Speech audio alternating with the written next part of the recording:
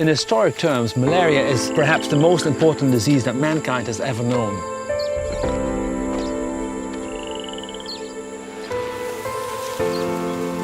It's been estimated that every second person that ever has lived on the planet died as a result of malaria. That is 52 billion people overall. The ones that die are mostly children below the age of 5 and pregnant women. So it is still with us, and it is still a very important disease.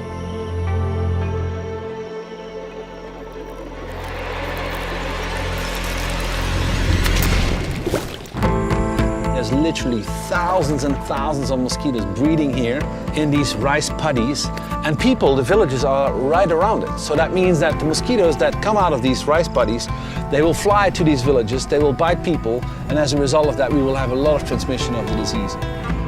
We will be working in these rice paddies, and controlling mosquitoes here over this large area is obviously very difficult, and that's why we're seeking solutions through which we can do this better and can do this faster. By helicopter, this work in Africa cannot be done. Just too expensive. By hand, too time consuming. What could fill the gap between a helicopter and hand spraying? 3 years ago, a small organization called Anti-Malaria Drones came to us with a fantastic idea, fighting malaria in a more efficient way by using drones. For that purpose, we had to customize one of our off-the-shelf platforms called Agras MG1S. We had to integrate new mechanical pumps able to spray a biodegradable agent. The point is that by doing that, we have a very small little film that is on the surface of the water, which prevents the larvae of the mosquito from breathing. So they suffocate and they die. It's a very simple approach. So by just flying over all these paddies, spraying this biological control agent, we are hoping to really reduce the number of mosquitoes that come out of these rice fields and go out and bite these people. In this case, it's actually a chemical that has been used for covering drinking water basins. So it's actually completely safe for humans. It's completely safe for other organisms in the ecosystem. The drones can work fast. We can take 10 liters of fluid up in the air these days. It's fairly easy to train people to use the drones and actually fly them.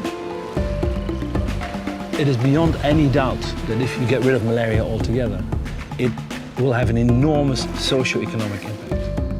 Very simple. We get a healthy farmer, that means we get a good crop yield, that means there's more income for the family, that means there's more education for the children, and everybody will benefit from it. You're going to have an impact on all other elements of society. It's costing the continent of Africa more than $12 billion per year just to have people being treated with drugs, taken care of, etc., etc. If we integrate the technologies that we have today, the nets, the spraying, the drugs, the diagnostics, everything that we have today, but we add on the new tools, for instance the drones, that we may actually achieve going down to zero and keeping it there. And that's really important.